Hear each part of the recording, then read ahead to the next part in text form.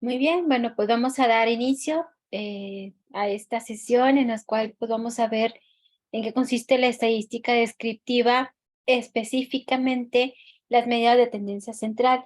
Dentro de estadísticas, las medidas más sencillas o fáciles son las medidas de tendencia central, pero eso no demerita la gran importancia de poderlas determinar. ¿Por qué? Porque eso nos da un panorama a nosotros de cómo se están comportando los datos que nosotros vamos obteniendo, principalmente de nuestro trabajo de campo, o bien de todos los datos que nosotros recabamos, ya sea categóricos o variables categóricas o variables. Aquí es muy importante que consideremos algunas de las definiciones que corresponde a estadística descriptiva. La semana pasada estuvimos dando la descripción de estadística como tal. Sabemos que la clasificación de la estadística es la estadística descriptiva y la estadística inferencial. En el caso de las investigaciones cuantitativas, pues llegan hasta la inferencial para poder analizar bien todos sus resultados obtenidos de los datos que se recolectaron en el trabajo de campo. Pero no quiere decir que por ser investigaciones cualitativas no se utilice la estadística. Ahí en las cualitativas, la principal es la estadística descriptiva. ¿Por qué? Porque se ven categorías principalmente, pero también el ordenar todos los datos de todos los datos obtenidos o recolectados en el trabajo de campo, pues nos da a nosotros un panorama para poder analizar mejor nuestros resultados. La única diferencia, aparte de que no se lleva toda la estadística, es que ahí nosotros no podemos decir el 80%, el 90%, el 15%, sino tenemos que decir la mayoría, un poquito más de la mitad, menos de la mitad o un porcentaje no considerable. Así podemos establecer una redacción diferente. ¿Ok? Déjenme avanzo. ¿Cuáles son las medidas de tendencia central? Bueno, las medidas de tendencia central son tres, que es la media, la mediana y la moda. Son una de las medidas de tendencia central muy significativas, pero también son muy representativas. Entonces, el que nosotros podamos determinarlas con facilidad, pues nos permite a nosotros tener esa seguridad de que los datos que yo estoy manejando me dan información al momento en que los estructuro de una manera ordenada y que me den un panorama amplio. ¿Ok? Bueno, como aquí lo menciona, las medidas de tendencia central son parámetros estadísticos que informan sobre el centro de la distribución de la muestra o población estadística. Para esto, pues tenemos la media, que es el promedio de todos nuestros datos numéricos, es decir, sumamos todos nuestros datos y lo dividimos entre el total del número de datos, que es aquí la fórmula que está poniendo, que también lo manejamos mucho como promedio, principalmente en la educación, porque manejamos calificaciones. Entonces, al manejar calificaciones, para nosotros siempre buscamos como que el promedio.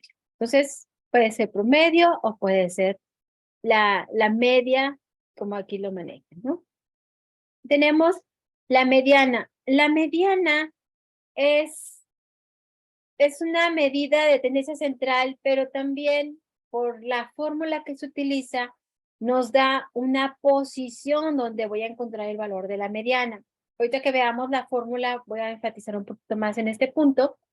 Y es muy importante el que nosotros determinemos la mediana, porque dentro de la gráfica, cuando nosotros vemos, bueno, aquí no los vemos como tal, pero se grafican las medidas de posición, pues podemos nosotros definir dónde está la mediana y establecer cada uno de los cuartiles.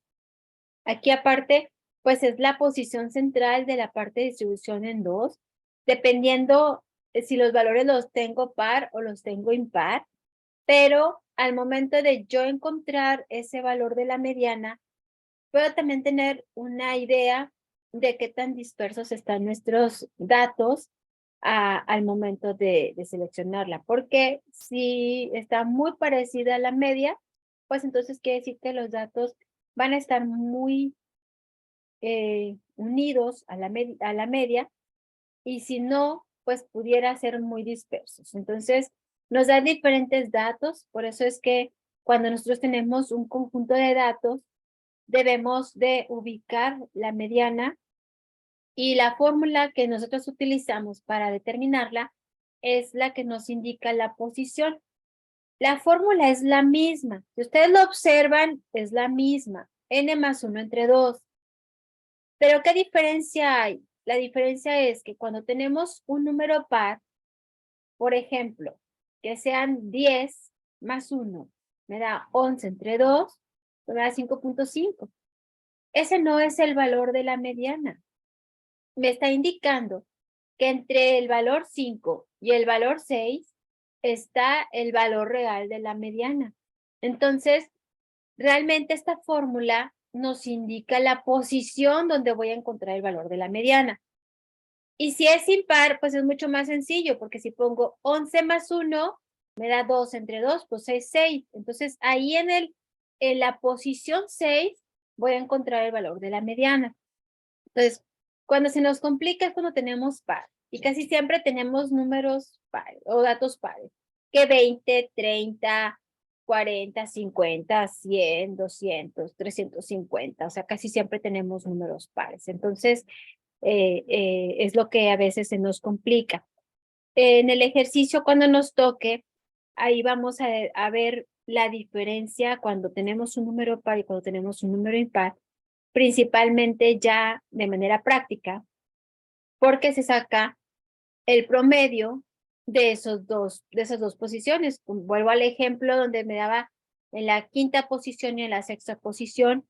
Supongamos que la quinta y la sexta tienen un valor numérico de 16 en ambas, pues entonces el valor de la mediana sería 16.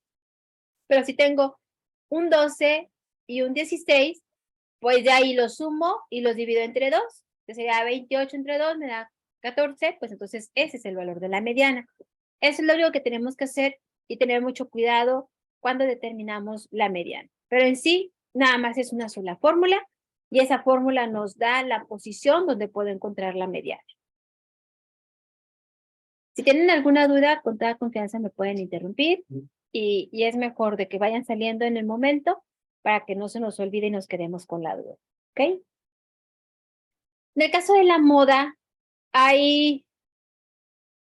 nosotros hacemos una distribución de frecuencias o tablas de frecuencias en las cuales nosotros ahí podemos determinar cuántas repeticiones tiene cada una de nuestras categorías o de nuestros valores numéricos o nuestras variables. Entonces, el número o los números que más se repiten es lo que nosotros representamos como moda. Es decir, si tengo un solo valor numérico que tiene el mayor número de repeticiones, pues quiere decir que ese valor numérico es el que representa la moda. Pero podemos tener bimodal, o sea, ese es unimodal, es decir, una sola moda, pero podemos tener bimodal o multimodal, es decir, que podemos tener dos valores que representan a la moda, o puede ser de dos o más valores que es ya multimodal. Nos damos, normalmente cuando hay mucha variabilidad en los datos, es muy común que tengamos un multimodal.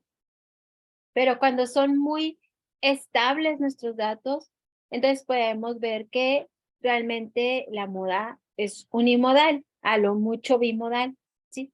Entonces tiene mucho que ver la cantidad de datos y cómo están esos datos.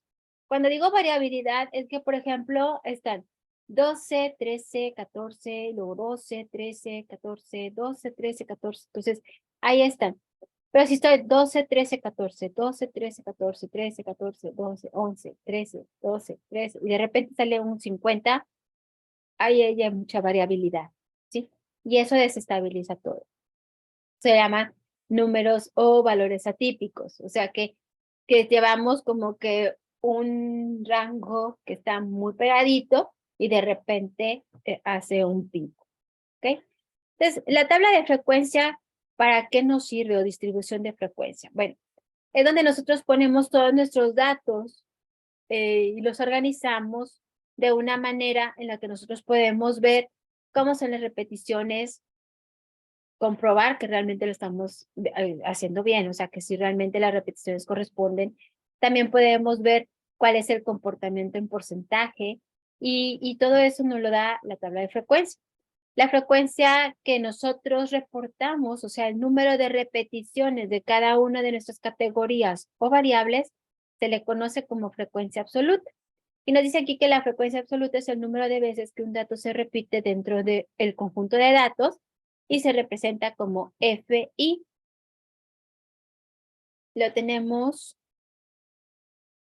que la frecuencia relativa de un dato es el número que se repite, el número de veces que se repite ese dato dividido entre el total de los datos. Que ahí nosotros lo representamos, la frecuencia relativa nos representa el decimal que posteriormente lo voy a representar en el porcentual, ¿ok? De ahí se deriva. Entonces, en este caso, la frecuencia relativa se representa como, ay, no alcanzo a ver bien, déjenme les hablo, era un zoom.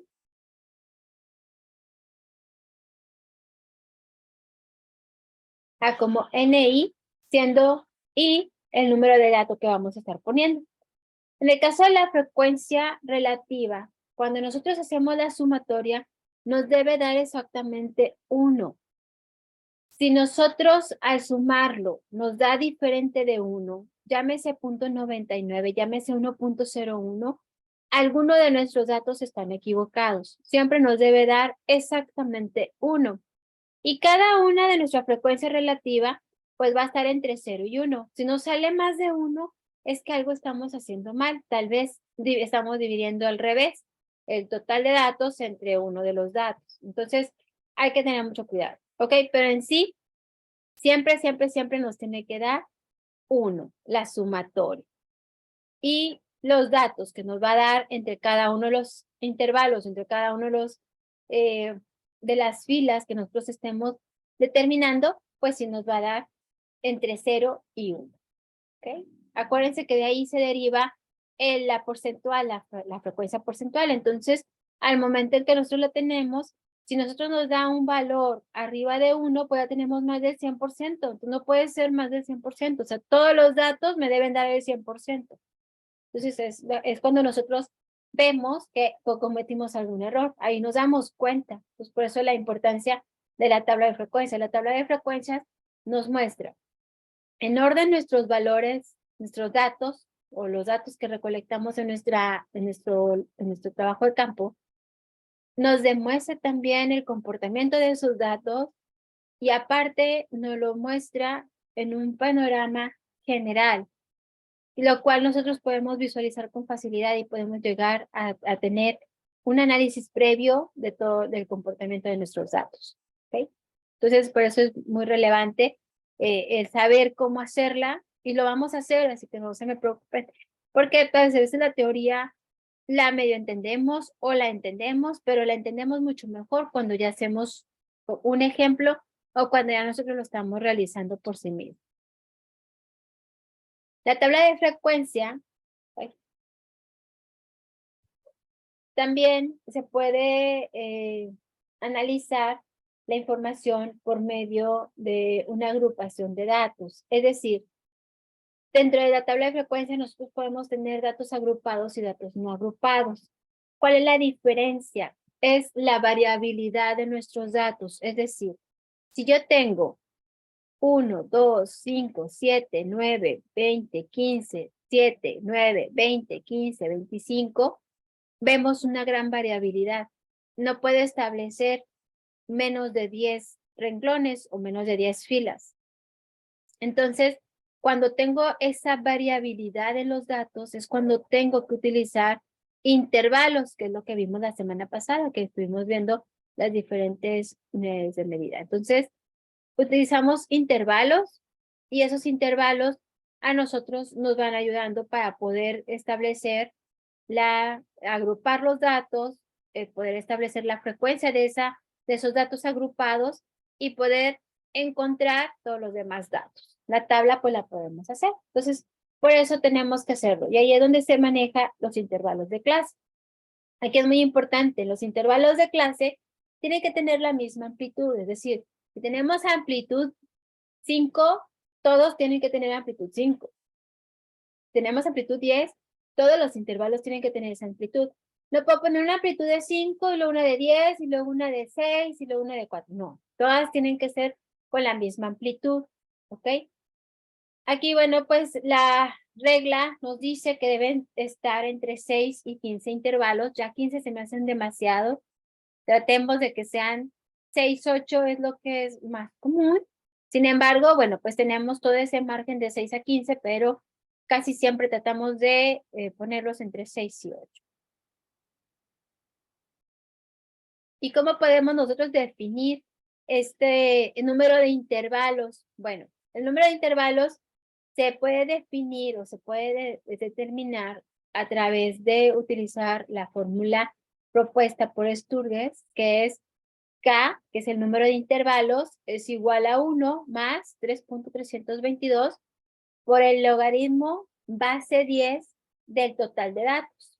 Ahí pues suena como que el logaritmo 10, no, ese es base 10, que es el que tenemos en la calculadora todos, entonces no es logaritmo de 10, es logaritmo base 10 de n.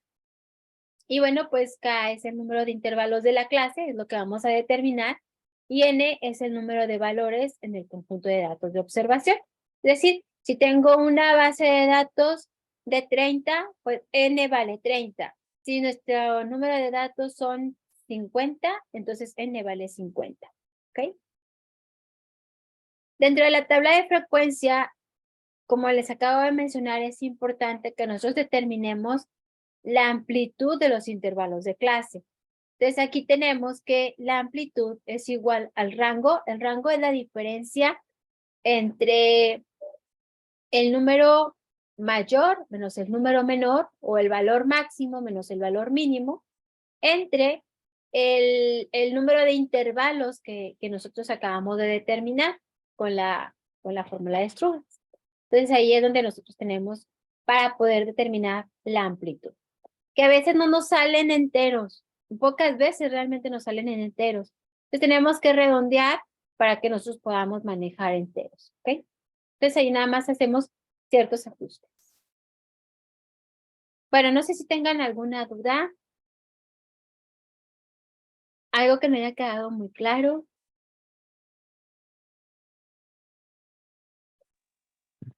Todo bien, maestra. Todo bien, muy bien. Entonces vamos a empezar con el ejemplo. El ejemplo lo voy a ir explicando paso a paso. Yo no soy experta en Excel, solamente que pues sí utilizo el Excel para que sea mucho más sencillo y más rápido. Y porque ustedes visiblemente no me podrían ver si lo hago aquí en una libreta o lo hago en la superficie. Entonces es mucho más fácil para ustedes poderlo entender visualizando el Excel. Les voy a compartir, bueno, les voy a poner los datos o las categorías que corresponden al ejemplo 1 para que por favor me vayan dictando cada una de las categorías para poder hacer el ejercicio, ¿ok? Entonces son 2 diapositivas, pueden tomarle foto, pero sí me interesa que ustedes tengan los datos porque voy a dejar de compartir la presentación para compartir el Excel. Entonces ustedes me van a dictar los datos, ¿ok? Que me lo hago un poquito más grande para que se alcance a ver. Creo que ahí se alcanza a ver muy bien. La redacción sí la copié, pero los datos como tal no.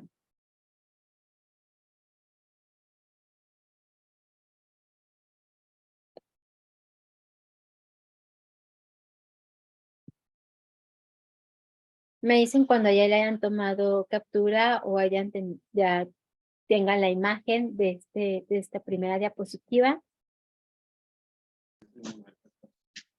Listo, maestra. ¿Listo? Ok. Y aquí está el otro. Este está mucho más fácil de ver que el otro.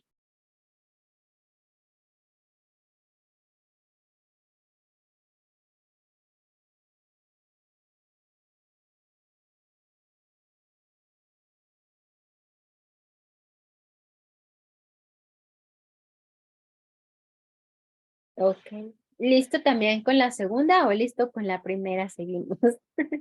Es que acabo de ver el chat. Con la segunda también. Con la segunda también. Muy bien. Entonces ya puedo dejar de presentar el PowerPoint.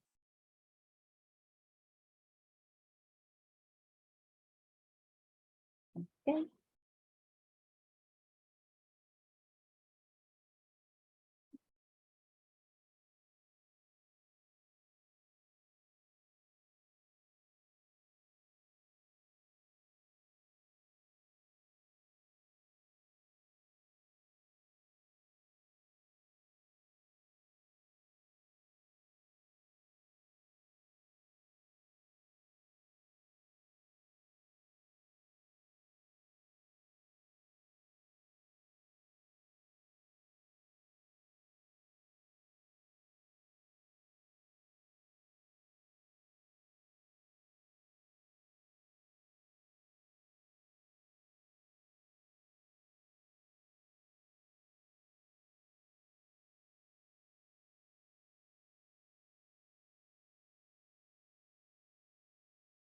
Bien, ahora sí voy a compartir el Excel. Listo.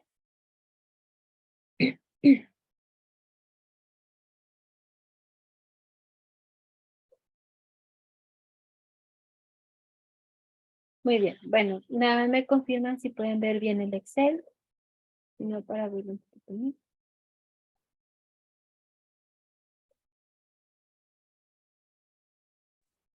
Sí se ve, maestra. Perfecto. Entonces voy a poner aquí.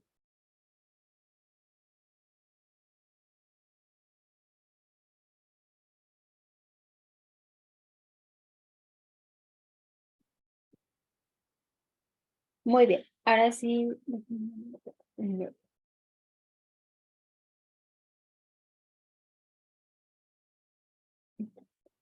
Ahora sí, ¿me podrían ir dictando las categorías, por favor?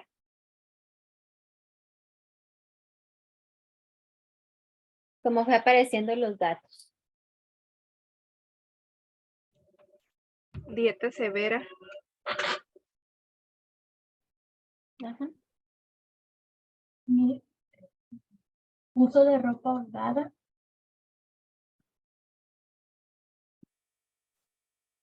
Ujú. Uso de laxantes.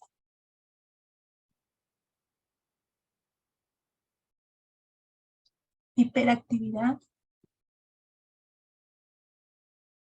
Miedo a engordar. Perdón, es que me salió el aviso de que me quedan 10 minutos. Miedo a engordar. Dieta severa. Dieta severa.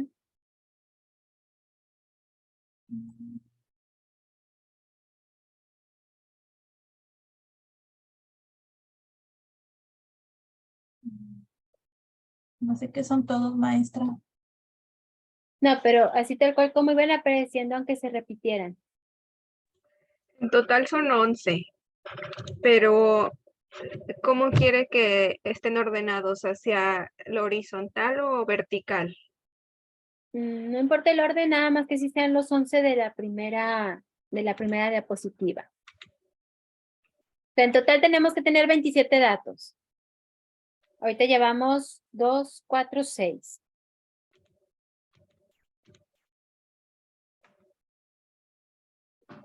De dieta severa son 4. A ver, bueno, vamos a poner aquí dieta severa. Me faltarían 3, no, 2. De ropa holgada son 3.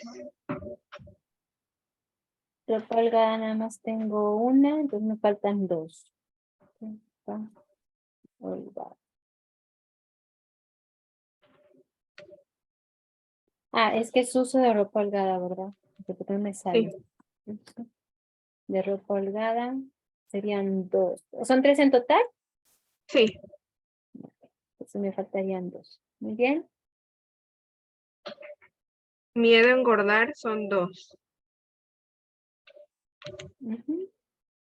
E hiperactividad. ¿Es nada más una de hiperactividad o es otra? Una. Una. Entonces aquí está.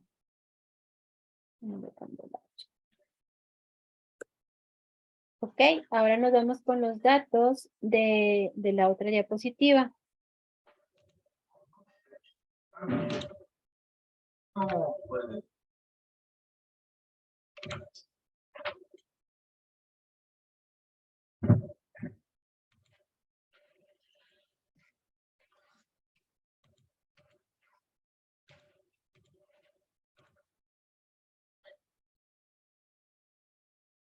Ok. ¿Cuáles los otros datos? ¿Cómo viene la dirección de las flechas? Sí, así es. Ok. Es dieta severa, Ujú, dieta severa, dieta severa, ujú. uso de ropa holgada, Ok, hiperactividad, uso de laxantes, ujú, miedo a engordar, uso de laxantes, ok, dieta severa, uso de ropa holgada, ok, uso de laxantes, hiperactividad, uso de laxantes, uso de ropa holgada, hiperactividad y dieta severa. ok, perfecto. Para que no salgan dobles. Bueno, creo que si todos están igual. Voy a poner aquí filtro para poder ordenar nuestras categorías. Ok.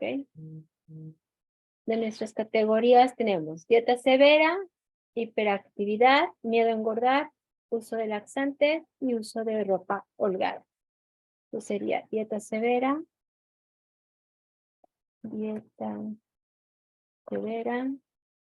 hiperactividad, uso de ropa holgada, uso de laxantes y miedo a engordar. Sí, ¿verdad? No me faltó ninguno. Aunque sea en otro orden, no importa. Según yo no me faltó ninguno. Son 2, 4, 5. 1, 2, 3, 4, 5. ¿Ok? Ahora lo que tenemos que hacer es determinar la frecuencia. Voy a poner esto en medio para que no se confunda con la tabla. Y voy a quitar el filtro para que no los distraiga. ¿Ok? Muy bien. Ahora vamos a buscar cuántos de dieta severa hay. Que aquí pues a lo mejor con el filtro nos saldría mucho más rápido para poderlo determinar. No sé si vayan anotando las categorías para ahorita que me vayan ayudando con el filtro y le van a mandar los datos.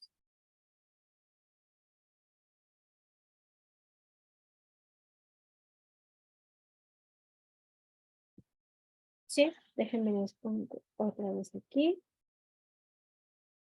Y vamos con dieta severa. De dieta severa tengo esto, aquí está. De dieta severa tengo 9. Aquí voy a poner 9. De hiperactividad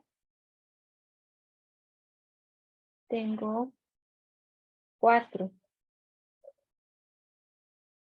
Lo voy a poner aquí. Bueno, ahorita que lo quite. Hiperactividad tengo 4. Ok. Uso de ropa holgada.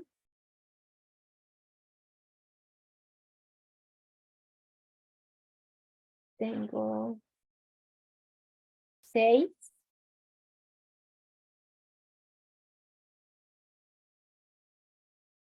Uso de ropa holgada tengo 6.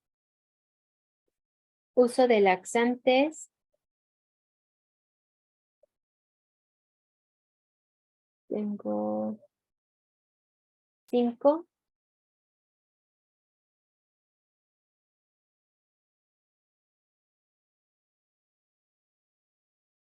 Y miedo a engordar.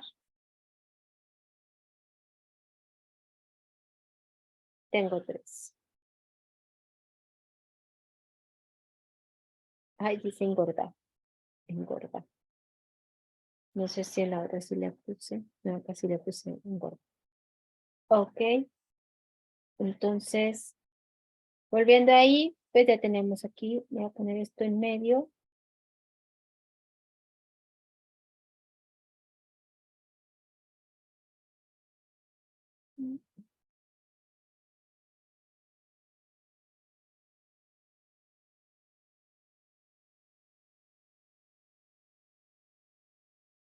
Ahí está. Y bueno, pues voy a realizar la sumatoria. Esto es igual a la suma.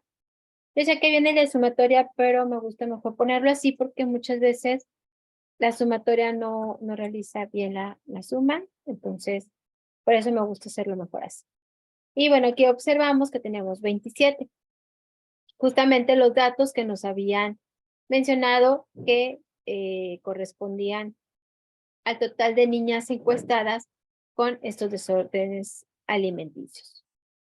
Me queda todavía un minuto. Bueno, en el caso de la frecuencia absoluta es ir sumando como en zigzag cada una. O sea, el primero va a coincidir. Es decir, que si tengo 9, me va a quedar 9. Pero los siguientes renglones van a realizar la sumatoria que al momento de llegar a miedo a engordar, debe coincidir con los 27 que tengo aquí en la sumatoria. Por eso siempre vamos nosotros corroborando para darnos cuenta si lo estamos haciendo bien o si nos está faltando algo. Entonces voy a poner esto es igual a este, que es el de arriba, más este, que es el que sigue. Y así sucesivamente hasta miedo a engordar. Es decir, 9 más 4 te dan 13. 13 más 6 me da 19. 19 más 5 me da 24. Y 24 más 3 me da 27. Entonces podemos observar que estos dos valores nos está dando igual. Y eso es lo que nosotros nos da una tranquilidad de que lo estamos llevando bien. Está por sacarme Zoom. Allí lo voy a dejar y ahorita regreso a las demás frecuencias. No sé si tengan aquí alguna duda. No, está bien. Ok, perfecto.